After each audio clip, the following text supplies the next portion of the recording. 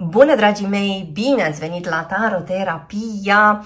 În primul rând, la mulți ani sărbătoriților de astăzi!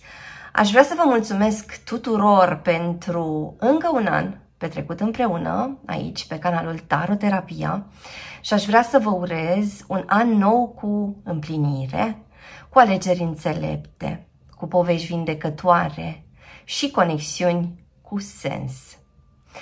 Citirea noastră de astăzi este atât pentru cei singuri, cât și pentru cei dintre voi care sunt interesați de o anumită persoană. Pentru cei singuri avem grupul 1 cu tarotul Telema și analizăm împreună noutăți în dragoste, ce aveți nevoie să știți în acest moment, ce apare pentru voi în perioada următoare.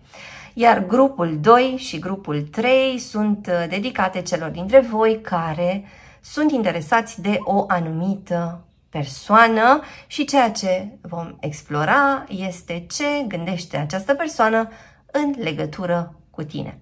Așadar, grupul 2 cu Light Seers Tarot și aici avem grupul 3 cu tarotul opozițiilor. Ca de obicei, vă invit să alegeți cel puțin o variantă și să alegeți această variantă intuitiv. Vă rog să luați de aici doar ceea ce rezonează. Este o citire fără timp, așadar e relevant momentul în care ascultați acest mesaj și vom începe acum cu grupul 1. Grupul 1. Ce urmează pentru voi în dragoste? Ce apare pentru voi în general? Ce v-ar ajuta să știți?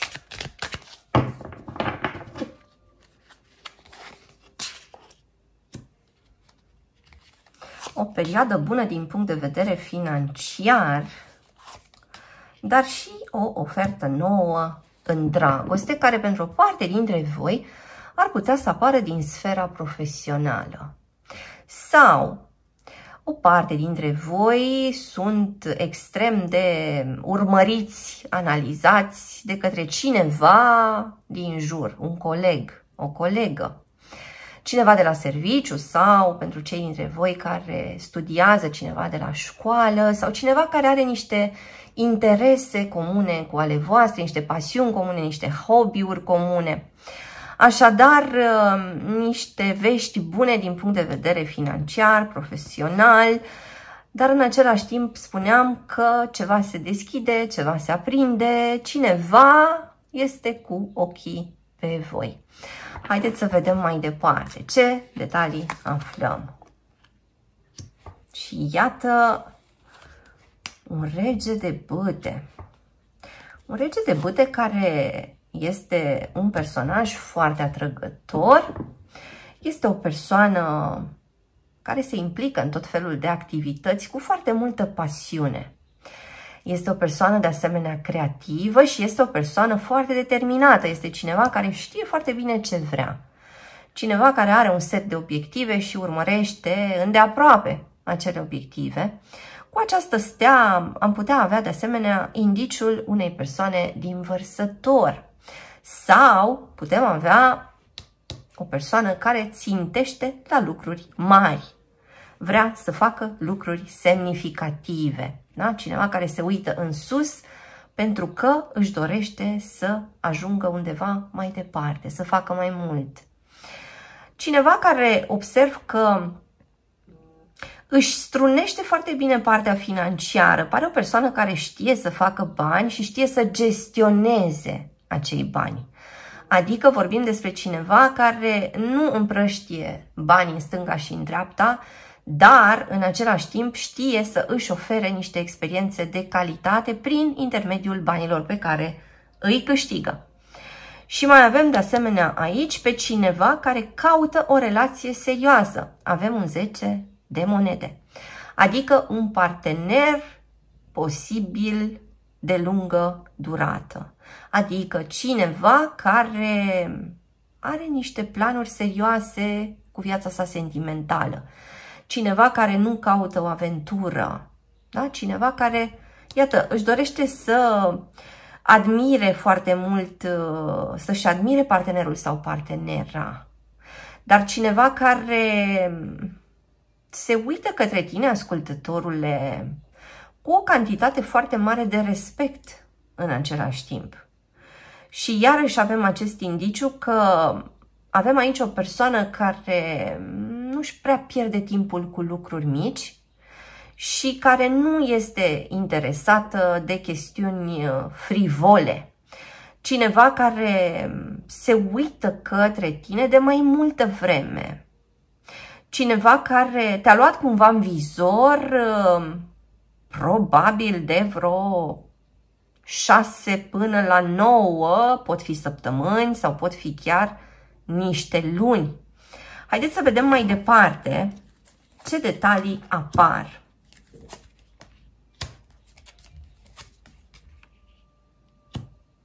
O parte dintre voi ar avea o serie de gânduri negre în legătură cu viitorul în plan sentimental. Adică îmi apare aici o anumită neîncredere a voastră în legătură cu apariția unui partener potrivit. Sau o parte dintre voi încă idealizează un om din trecut. De ca și cum n-ar putea să mai vină cineva la înălțimea acelei persoane în viața voastră.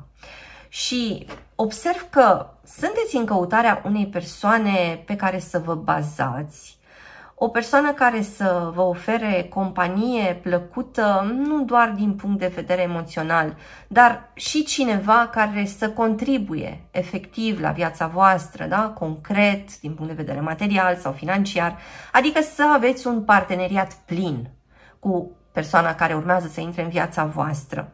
Și întrebarea pentru voi aici ar fi în ce măsură chiar credeți că este posibil, pentru că dacă voi vă închipuiți că nu va apărea acel om potrivit pentru voi, cel mai probabil ușa voastră va rămâne închisă. Însă, dacă observați că aveți astfel de credințe și reușiți să lucrați puțin cu ele, avem și această mare preoteasă, da? Care este un indiciu al inconștientului. Așadar, dacă reușiți să lucrați cu acele gânduri sau credințe care vă țin pe loc, mai ales din punct de vedere sentimental, relațional, s-ar putea să întâlniți o persoană chiar dincolo de așteptările voastre. Aici avem pe cineva posibil dintr-un semn de pământ sau cu un ascendent într-un semn de pământ, care este extrem de responsabil și de dedicat relației. Ceea ce înseamnă că aveți cheia în mâna voastră și că experiențele voastre sentimentale și, spuneam, relaționale depind de alegerile voastre, depind de felul în care vedeți lucrurile, depind de felul în care vă raportați la ceea ce vine către voi. Parcă o parte dintre voi ați avea nevoie să faceți spațiu acolo în viața voastră, astfel încât să apară și să rămână un partener potrivit. Aici mai avem de asemenea un indiciu pentru cineva dintr-un semn de apă, în mod specific, aș zice pești sau rac. Avem următoarele cifre: 6, 4, 9, 2 sau 5. Haideți să explorăm în continuare cine sau ce apare pentru voi în perioada următoare. O parte dintre voi s-ar putea să întâlnească o persoană excentrică.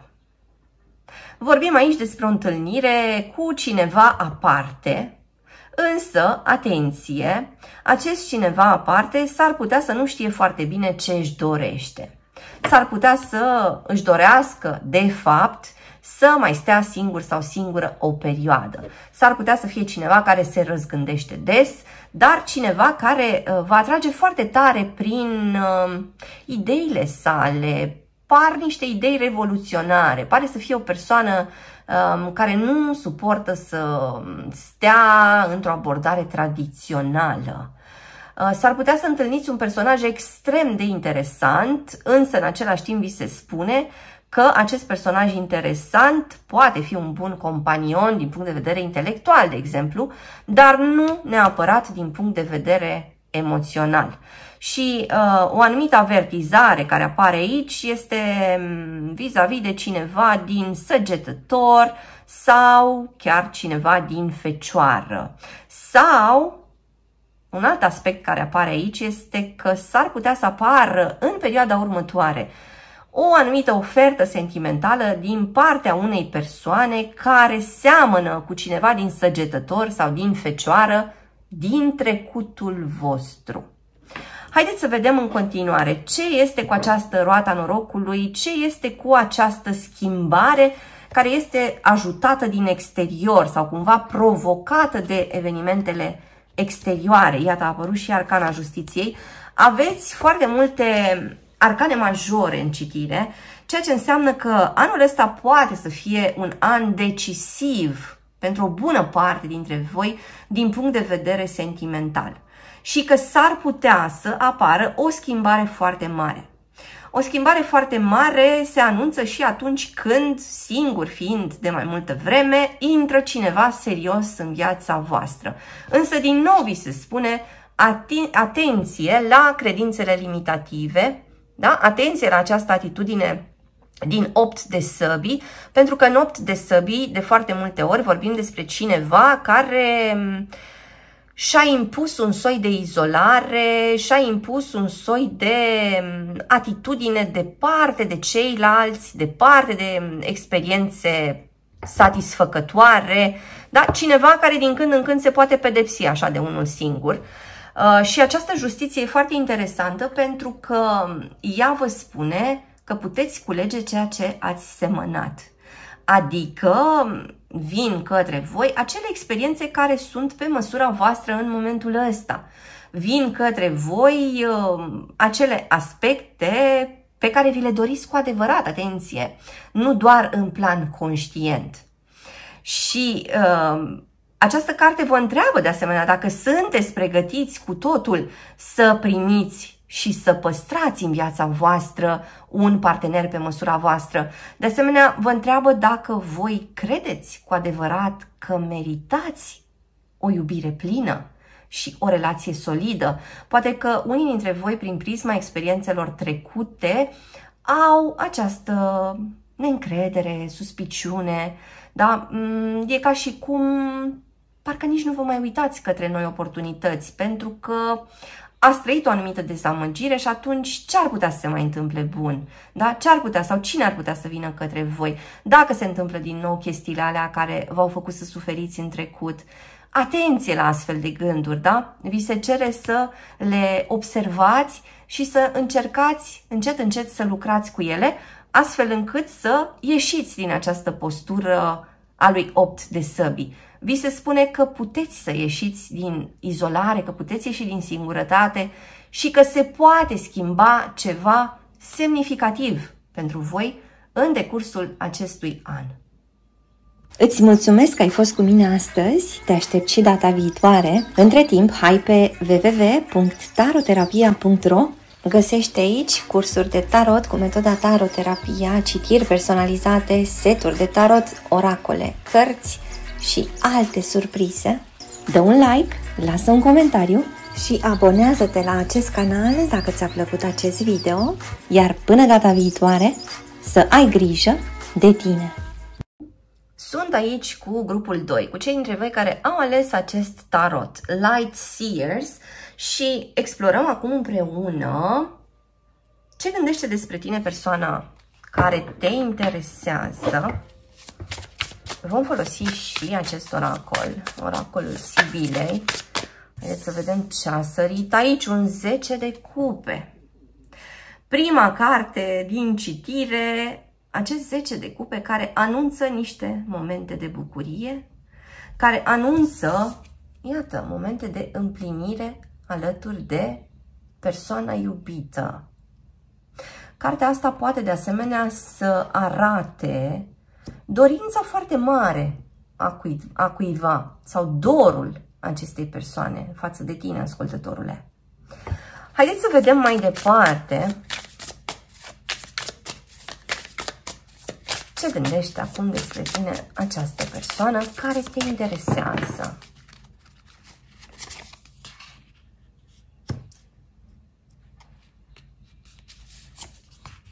Persoana asta se întreabă dacă o să o iei la rost, dacă o să o cerți în legătură cu ceva, dacă o să-i reproșezi ceva anume sau dacă îi vei spune că a plecat prea repede sau a fugit atunci când ar fi trebuit să stea. Foarte interesant că a apărut și arcana îndrăgostiților. Aici arată a situație între doi îndrăgostiți care au avut recent un conflict. Oarecum rezonează cu voi? De ca și cum vorbim despre două persoane care au sentimente foarte intense una față de cealaltă și totuși aici a apărut acest personaj, da? Cavalerul ăsta de săbii, care și-a băgat nasul și a stricat câte ceva. Sau ați aflat niște lucruri care nu v-au plăcut, au apărut niște zvonuri în această conexiune, da? Avem pasărea asta neagră. Sau pur și simplu ați avut o discuție plecând de la niște elemente aparent nesemnificative. V-ați supărat pe niște chestiuni aparent mici și parcă în momentul ăsta fiecare dintre voi tânjește la celălalt. Este o relație în care lucrurile sunt egal împărțite, da? Și o relație în care investiția, mai ales emoțională, vine din ambele părți. Vă rog să-mi spuneți mai jos în comentarii cum rezonează cu voi. Aici avem pe cineva din Gemeni, din Balanță sau din Vărsător. Am putea avea de asemenea semne de apă, pești, Rac sau Scorpion. Haideți să vedem în continuare ce gândește în momentul ăsta despre tine persoana care te interesează. Iată personajele astea care se îndepărtează, personajele astea cu spatele. Aici avem probabil și conexiuni la distanță sau cineva de la distanță se întreabă, ascultătorule, prin ce ape te scalzi tu în momentul ăsta? Însă ceea ce gândește această persoană despre tine, pare că această persoană se întreabă dacă tu îți dorești cu adevărat relația. Adică întrebarea sa ar fi: vrei să stai și vrei să vă iubiți sau vrei să fugi? Vrei pace și împăcare în anumite cazuri sau vrei să ai tu neapărat dreptate și atunci există riscul să subminați relația? Avem aici un 9 de monede care de obicei arată o persoană single. Persoana asta se întreabă: oare vrei să rămâi single sau vrei să fii în relație? Pentru că într-un fel te comporți atunci când vrei să fii singur sau singură sau, mă rog, fără un partener, parteneră, și altfel te comporți atunci când vrei să menții relația, când vrei să păstrezi relația sau să ajuți relația să progreseze. Deci această persoană se întreabă în acest moment în legătură cu loialitatea ta sau în legătură cu angajamentul tău în această conexiune.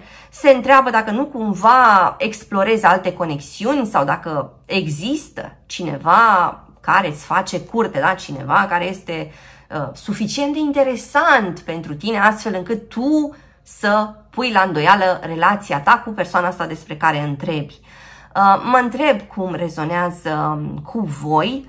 Așadar, acest 8 de cupe, iată, spuneam, de ca și cum persoana asta se teme că faci pași undeva în altă parte.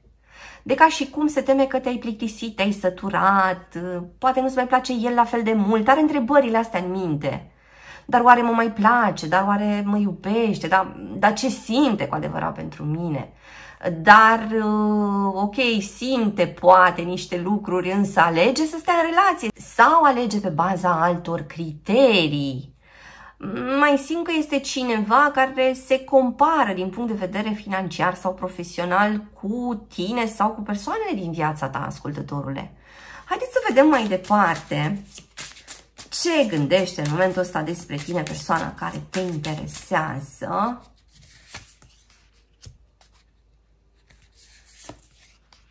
Cavalerul de bâte. Această persoană percepe o anumită nestatornicie din partea ta, ascultătorule, și mă întreb de ce. Pentru că a mai apărut și arcana asta 15. De ce ar percepe această persoană că tu nu vrei relația asta cu totul? Ia să vedem. Extragem niște detalii. Pentru că ai întâlnit pe altcineva mai atent, mai sensibil, mai romantic. Pentru că ești supărat sau supărată și duci în interiorul tău o anumită cantitate de mânie, de furie. Sau pentru că persoana asta nu ți-a dezvăluit niște lucruri până la capăt. Deci aici vorbim despre acele conexiuni în care tu, ascultătorule, consider că persoana asta ar fi putut să facă mai mult, ar fi putut să fie mai transparentă, ar fi putut să-ți dăruiască mai mult, ar fi putut să fie mai prezentă, ar fi putut să observe mai bine detaliile. Parcă tu, ascultătorule, consideri că această persoană a pierdut niște oportunități. S-a tot prezentat în gară, mai mereu când plecase deja trenul. De ca și cum persoana asta a acționat, dar a acționat în momente care pentru tine nu mai erau cele potrivite. Sau poate în alte cazuri, aici vorbim despre o relație cu doi parteneri care s-au iubit foarte mult, care la un moment dat s-au separat și acum unul dintre parteneri se întoarce, căutând relația care fusese odată. Însă acea relație, evident, nu mai poate exista astăzi. Iată, aici avem pe cineva din Leu, avem pe cineva din Scorpion sau din Rac. Avem interacțiuni dintre un semn de apă și un semn de pământ sau interacțiuni dintre un semn de aer și un semn de foc sau o interacțiune dintre două semne de foc. Haideți să vedem mai departe ce gândește acum despre tine persoana care te interesează. Persoana asta admiră seriozitatea ta, persoana asta admiră creativitatea ta, persoana asta admiră determinarea ta, persoana asta admiră multe lucruri la tine, ascultătorule. Și o parte dintre ele consideră că le-a pierdut, pentru că vine acest 5 de cupe, care arată că persoana asta nu mai poate beneficia, la fel ca înainte, de timpul tău, sau de implicarea ta emoțională, sau de prezența ta fizică, sau de ajutorul tău concret. Pare că persoana asta chiar a pierdut ceva pe drum. Pare că această persoană, în momentul ăsta, regretă ceva foarte, foarte mult. Este cineva foarte mișcat de dinamica lucrurilor dintre voi în momentul ăsta. Este cineva implicat, este cineva care e foarte, foarte atent la ceea ce faci tu, ascultătorule. Haideți să vedem în continuare, explorăm și din acest oracol, oracolul Sibilei. Până acum au apărut următoarele cifre, cifra 2, cifra 3, cifra 7, avem de asemenea 1 sau 6. Am mai putea avea persoane care sunt născute în luna mai, în luna ianuarie, în luna septembrie sau noiembrie sau în luna aprilie. Mai avem pe cineva de asemenea în august. Bun, haideți să vedem din acest oracol. Ce gândește în momentul ăsta despre tine persoana care te interesează? Iată, o ofertă, casa, o vanitate, mândrie și protectorul. Haideți să mai extragem o carte.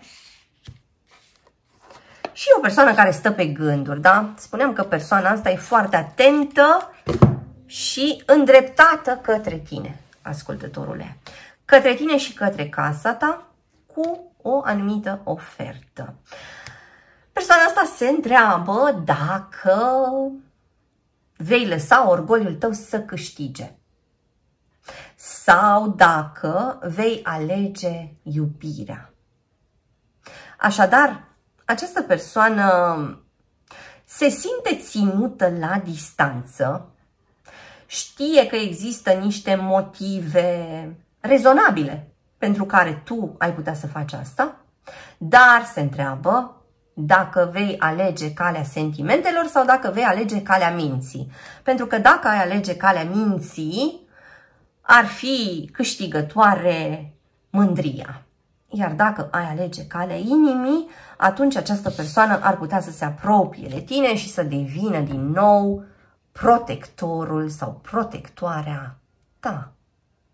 Îți mulțumesc că ai fost cu mine astăzi, te aștept și data viitoare. Între timp, hai pe www.taroterapia.ro. Găsești aici cursuri de tarot cu metoda taroterapia, citiri personalizate, seturi de tarot, oracole, cărți și alte surprize. Dă un like, lasă un comentariu și abonează-te la acest canal dacă ți-a plăcut acest video, iar până data viitoare să ai grijă de tine! Am ajuns la grupul 3, cei dintre voi care au ales tarotul opozițiilor și vom folosi de asemenea oracolul Sibilei pentru citirea voastră. Ce gândește acum despre tine persoana care te interesează?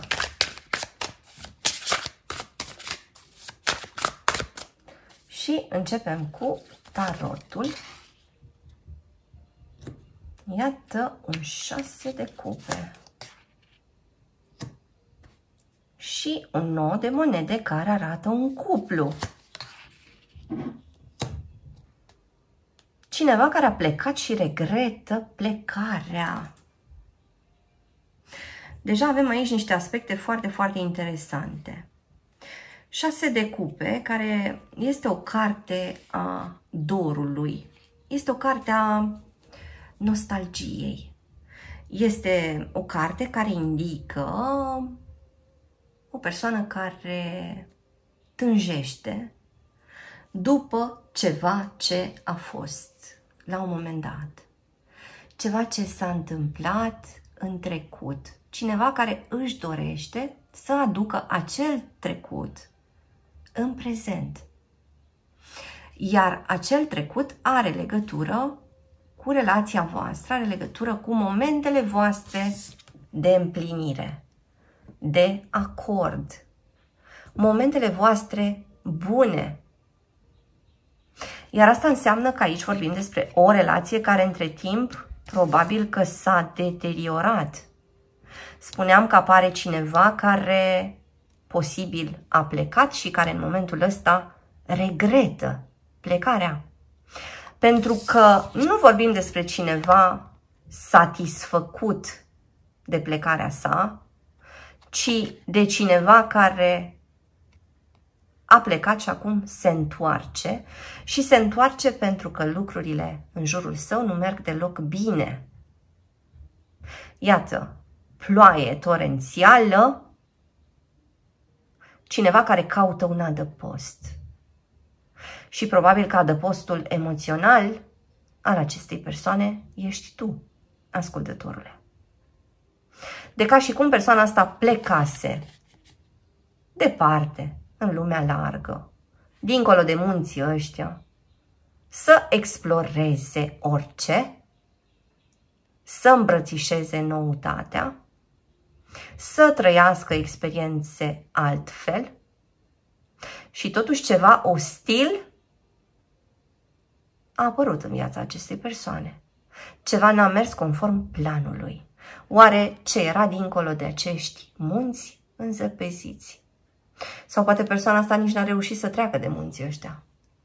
Poate că a riscat să înghețe pe acolo, pe culmi. Și pentru că vorbim despre culmi, am putea vorbi despre o persoană care a vrut mai mult. Cineva care a dorit să se afirme, poate din punct de vedere profesional sau financiar. Cineva care trebuie să fie văzut ca fiind primul. Asta e o persoană foarte competitivă.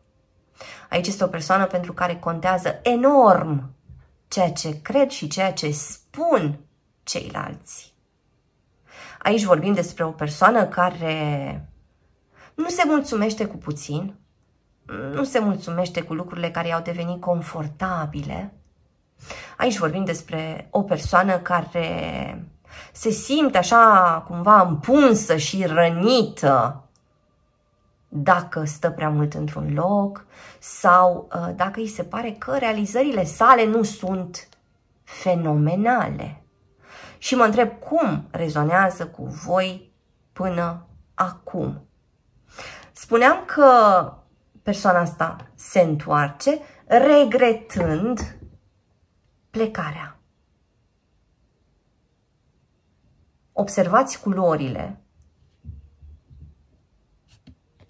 în comparație cu aceste culori, da? Griul ăsta, iar aici toată speranța pe care și-o pusese această persoană față de acele orizonturi noi.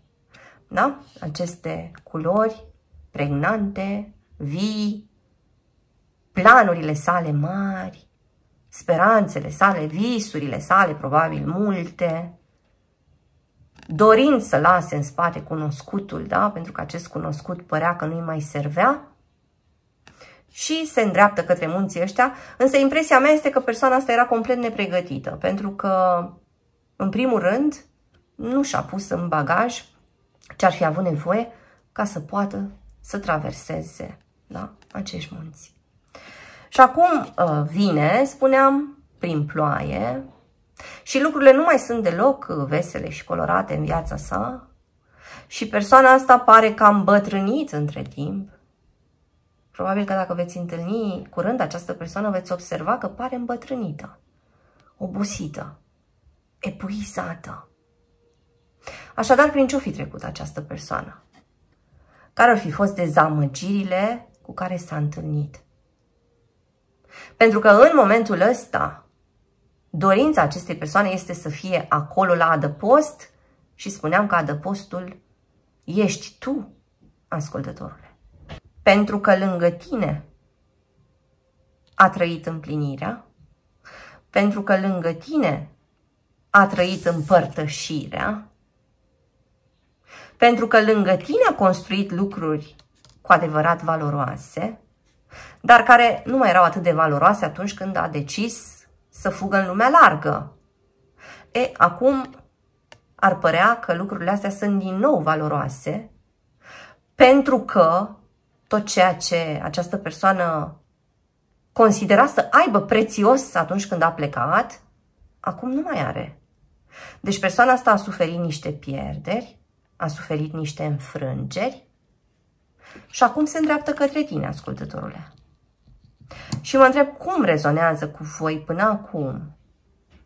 Iată, ziceam că vorbim despre dor, despre dorință, despre nostalgie, despre visul acestei persoane de a putea să recreeze trecutul în prezentul vostru.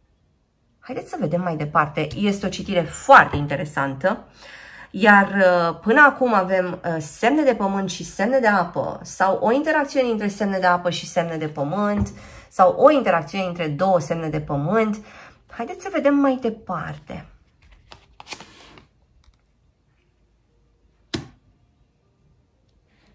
Un 10 de cupe întors. Adică persoana asta nu a găsit fericirea pe care spera să o găsească atunci când a plecat. Iar asta întărește încă o dată ceea ce apărea din energia acestui 8 de cupe. S-au spart între timp vasele, da? S-au ofilit florile și acum totul pare pierdut. Totul pare risipit. E ca și cum persoana asta nu se mai agață de nimic în momentul ăsta. Lucrurile par să stea chiar rău în viața acestei persoane sau mai ales în interiorul său, atenție. Pentru că vorbim despre ceva subiectiv, da? Vorbim despre lucruri care sunt mai cu seamă în interiorul acestei persoane. Poate că persoana asta a trecut munții și dincolo de munți a găsit, de exemplu, o grămadă de bogății. Dar ce să vezi? Că nu sunt satisfăcătoare. Sau poate că au fost satisfăcătoare o perioadă, după care s-a făcut gol în interiorul acestei persoane. Iată și acest rege de cupe, bine aspectat, care înseamnă că persoana asta e posibil să fi fost trezită de către cineva mai în vârstă, de către o persoană dintr-un semn de apă sau de către o persoană cu părul cărunt, sau pur și simplu vorbind cu cineva cu experiență de viață, vorbind cu cineva înțelept, a înțeles că a făcut o mare, mare greșeală. Haideți să vedem în continuare.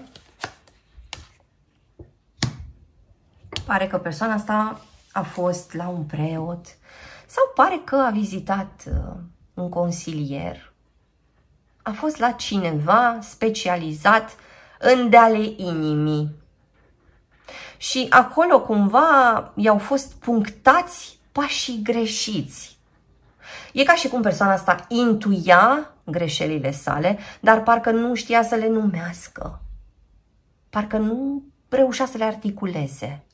Și povestind despre viața sa, povestind poate despre relația voastră, a auzit niște lucruri care i-au confirmat și de fapt i-au scos la suprafață din adâncuri taman acele gânduri potrivite. Adică de ca și cum cineva i-a dat o pereche nouă de ochelari cu care să se uite la situația voastră și i-a spus, uite, ceea ce credeai tu nu e chiar așa. Aici ai greșit. Și ai greșit pentru că A, B, C, D i-a înșirat. Da? O listă de motive. Și persoana asta a deschis foarte larg urechile și a zis, așa e. Nu mă mai pot ascunde. Adică pare că a acceptat greșelile sale și pare că își dorește să ajungă la o alianță. Aici avem de asemenea pe cineva din Taur. Avem aici persoane care sunt născute în luna februarie, în luna decembrie. Persoane care sunt născute de asemenea în septembrie, persoane născute în iulie sau în august, persoane născute în martie. Haideți să vedem în continuare din acest oracol al Sibilei ce mai aflăm.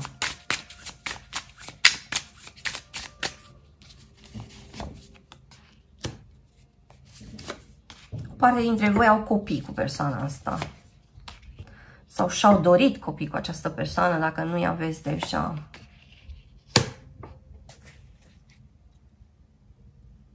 Relația voastră a fost la un moment dat influențată de către niște persoane din apropiere. Au fost ceva bârfe, au fost ceva chestiuni infiltrate așa prin povestea voastră. Și de asemenea, iată, momente de bucurie, momente de pasiune, o așteptare înfrigurată, asta e așteptarea persoanei. Este persoana asta care stă cu gândul la tine, ascultătorule, și care așteaptă să se întâmple lucruri bune sau așteaptă să se întâmple din nou lucruri bune. Cineva care pare că nu mai face față atracției pe care o are în momentul ăsta față de tine.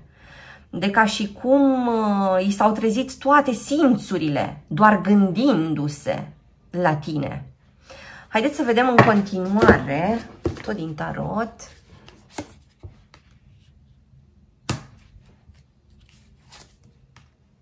Persoana asta consideră că a fost trasă în afara relației de un soi de duh rău.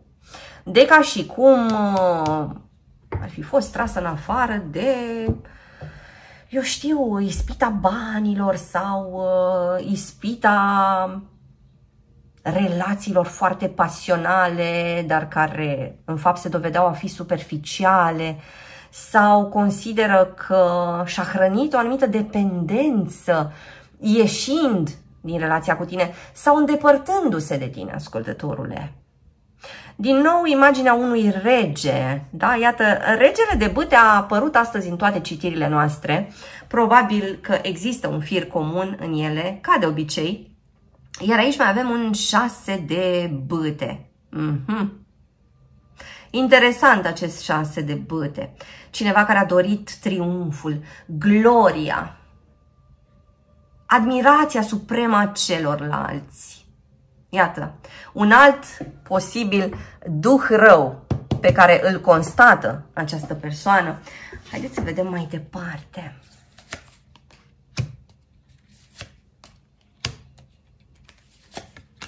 Aici avem o interacțiune între un semn de aer și un alt semn de aer sau interacțiune între un semn de aer și un semn de apă. Bun. Cavalerul de cupe, bine aspectat, ceea ce înseamnă că persoana asta va dori să vorbească din inimă cu tine, ascultătorule, însă se va plânge de niște lipsuri materiale. E cineva care îți va povesti că a pierdut niște lucruri sau că e pe cale să piardă niște lucruri și cineva care, iată, se vrea hrănit din nou de tine, ascultătorule. Îți mulțumesc că ai fost cu mine astăzi, te aștept și data viitoare. Hai pe www.taroterapia.ro, descoperă cursul de tarot intuitiv cu metoda Taroterapia.